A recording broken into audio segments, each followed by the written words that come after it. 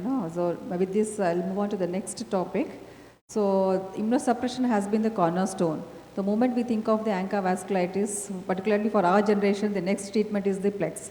So now we'll listen by Dr. Bhavya, the role of Plex in Anca-associated the glomerulonephritis. Bhavya, please, let us see what she says about it. Good afternoon, everyone. I'm Dr. Bhavya, nephrologist from Hyderabad. And before starting the talk, I would like to thank the organizing committee for giving me this opportunity. So I'm going to speak with regards to this Plex in Anca vasculitis for the next 12 minutes. So my outline of presentation will be introduction, the trials in Plex, the gold standard trials, the MEPEX trial, Plexivas trial, the systematic review which was done after that, the BMJ clinical practice guidelines, and Plex in diffuse alveolar hemorrhage. So as you know that Anca vasculitis, if it's left untreated, is associated with 80% mortality at 1 year, approaching 100% within 5 years. So with the present induction regimens with the availability of rituximab, cyclophosphamide, Anca vasculitis is no longer considered as a rapidly fatal disease, but is associated with chronic morbidity and reduced long-term survival. So as you can see in this, decade after decade, the activity has slowly come down and the chronicity has slowly increased, and the survival of the patients has also increased over time.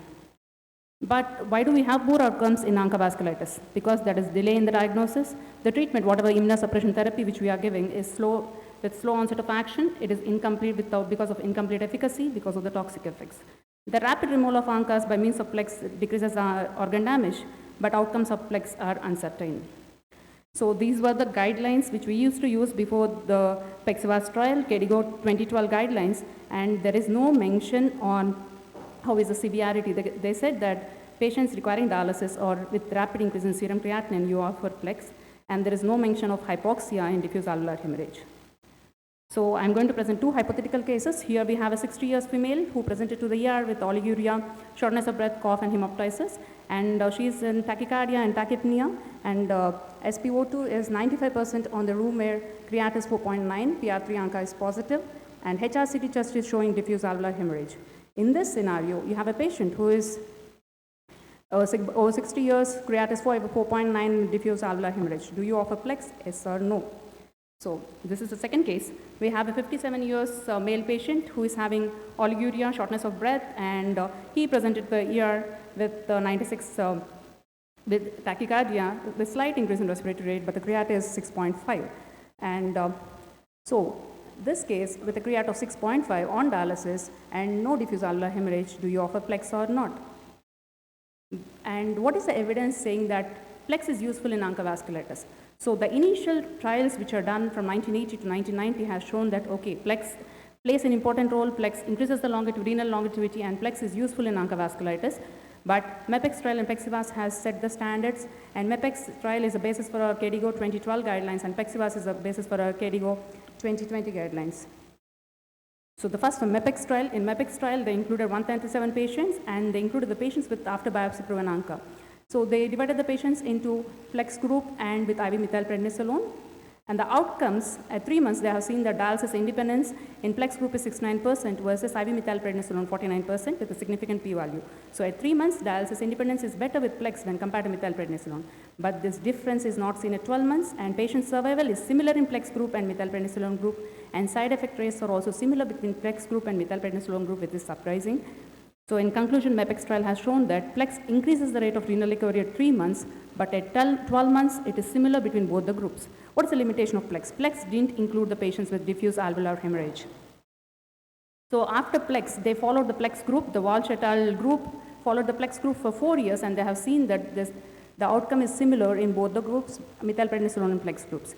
Next, we have the landmark trial, the Plexivas trial, the biggest trial of Anca, including 706 patients. And in this trial, they have included the patients without need for renal biopsy, and they included the patients with pulmonary hemorrhage also. And so this is the Plexivas trial. They included the patients from 16 countries with different ethnicity, and biopsy is not included in this, but pulmonary hemorrhage, they are included these patients. All these patients were treated with cyclophosphamide and rituximab, and some were offered Plex and some were not offered Plex. And these Plexivas trial has defined diffuse alveolar hemorrhage for the first time. They included the patient saying no hemorrhage, non-severe hemorrhage, and severe hemorrhage. When do we say the patient is having severe hemorrhage? It's defined as oxygen saturation less than 85%, while the patient was breathing ambient air or use of mechanical ventilation. But in this Plexivas group, the number of people undergoing dialysis is only 18.8%, and the severe group, the creat is more than 500, is around 28.7%. So this is a picture from Nature's saying that Plex, they have seen patients with diffuse alveolar hemorrhage. Death from any cause, the hazard ratio is not significant. Here also, in non-severe diffuse alveolar hemorrhage, also hazard ratio is not significant. So patients with severe kidney disease, that is a creat more than 500 micromoles, they have seen that the hazard ratio is not significant between Plex group and no Plex group. Overall, if they include this both groups also, the hazard ratio is not significant. Simply saying that Plex has no significance in independence from dialysis or all-cause mortality. So if you see the survival graph, this is the Plex group, the red line, and the blue line is non-Plex group. You initially see that there is bit separation between these two lines. So it says that, okay, the Plex might be beneficial, but down the lane there's merging of these two graphs. So the long-term benefit of like dialysis independence is lost in the Plex group as well. So primary composite outcome, primary analysis is not significant when they seen that partially adjusted analysis, pre-protocol analysis, and analysis at 1 year, everything is not significant. Secondary outcomes are also nil significant. They have seen for death, ESRD, sustained remission, serious adverse events, and serious infections. Everything Plex didn't show any advantage. But when you see the subgroup analysis, Plex might be beneficial in patients more than 60, but what about more than 70? We don't know. So why is this? Why Plexivas is showing that Plex is less beneficial, and why older trials were saying that Plex is showing more advantage? The Plexivas, in the Plexivas era, Plexivas is done between 2010 to 2017. We have modalities for early diagnosis. We are using potent immunosuppressive therapy. We are using cyclophosphamide. We are using rituximab. We are giving a better adjuvant care. So the role of Plex is a question mark here. But in older trials, Plex had definitely had a role when we didn't have all these beautiful immunosuppressive drugs which were available now. So at the end of this Plexivas trial, we are questioning ourselves, should we Plex our patients or should not we Plex our patients? So I think that a systematic review or meta-analysis will give us a better idea. And this is by the same group. This is done by Michael Walsh. He's the principal investigator in Plexivas, and he has continued this meta-analysis. In this meta-analysis, they include the 9 randomized controlled trials, and out of which 1 was excluded, and they have seen the outcomes. They have seen for mortality, ESRD, serious infection, remission, and relapse. So effect of Plex in the systematic review, they have seen effect of Plex on all-cause mortality. The relative risk at 12 months is not significant, long-term is also not significant. As you can see in this forest plot, overall it is not significant. Effect of Plex on ESRD at 12 months, yes, there is decrease in the risk of ESRD, decrease in dialysis dependent at 12 months, but long-term it doesn't show any effect. So at 12 months, definitely this is effective. Serious infections, as you can see at 12 months, there's definitely an increase in risk of serious infections in Plex group, and long-term follow-up also there is increased risk of serious infections. So overall, Plex increases the risk of serious infections, and there is no effect of Plex on relapse of the disease, and no effect of Plex on serious adverse events, and no effect on health-related quality of life. So in summary, Plex in Plexivas, the landmark trial has shown that it decreases ESRD risk at 12 months, serious infections increased risk, all-cause mortality doesn't have any effect, serious adverse events no effect, relapse and health-related quality of life, it doesn't have any effect. So Plex on ESRD and serious infections, as you can see, this risk I will be analyzing in subsequent slides by BMJ group. Plex decreases the risk of ESRD in a high-risk group, 16% decrease in the high-risk group, and equally at the same time it increases the risk of infections in the high-risk group, that is 13.5%. So it decreases the risk at the cost of exposing the patients to serious infections and life-threatening infections requiring IV antibiotics and hospitalizations. So Plexivas, as told, it decreases the risk of ESRD at 12 months, but counterbalanced by high rate of serious infections, and there is no effect on the long-term follow-up. So should we say that, okay, Plexivas has shown and systematic review has shown that Plex is not useful? Should we not offer Plex to any of our patients? Is it so? But based on this, there are some subset of patients which might benefit from Plex, and these patients can be picked up by using this scoring system which was spoken by our previous speaker. You can use Burden's classification, the BRICS classification, and Anca, the renal risk scoring systems. And there is a paper by Nazem et al. He has shown that when Plex is offered to a recommended group, there will be definitely a benefit is there. So who are the patients in recommended group?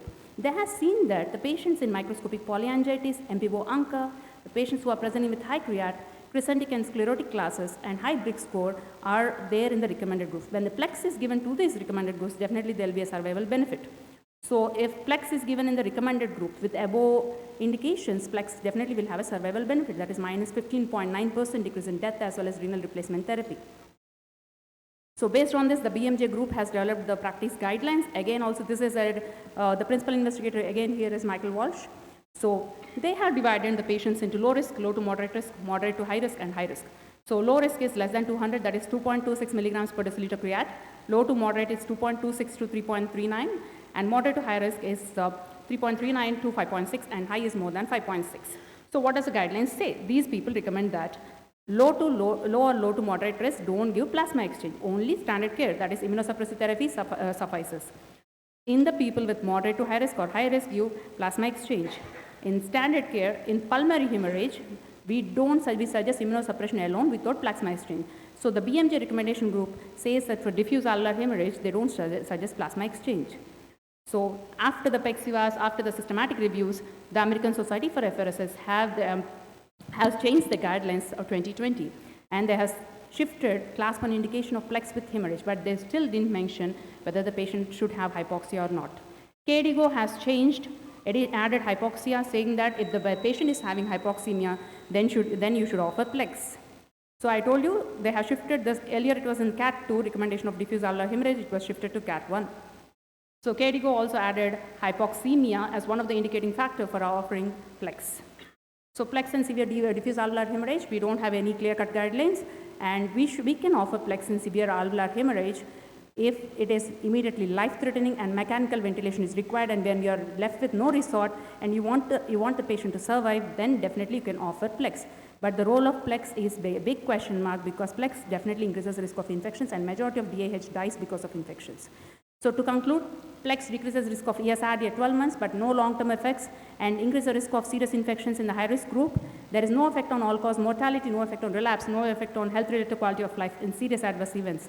And Plex, high-risk group and histopathology, you should give Plex in a more beneficial, identify this group and offer Plex to these groups. And Plex in DAH, severe DAH, patient on ventilatory support, discuss with the caregivers, see the risk and benefit, then you can offer Plex. So you should think about the cost effectiveness of this treatment modality because it requires a central line, it requires replacement fluids, and you're exposing the patient with risk of anaphylaxis or hypercoagulability and all these complications, bleeding dialysis, etc. So potential short-term effect of decreasing the renal risk for ESRD should be trade-off for the increased risk of infections. And based on this, you should make a shared decision with the patient and caregivers. Thank you. Thank you, Bhavya. That was a very great discussion. In fact, through PEXIVAS trial, you have tried to emphasize that there is not much of a role of Plex. So let us have a discussion at the end whether audience agree with that.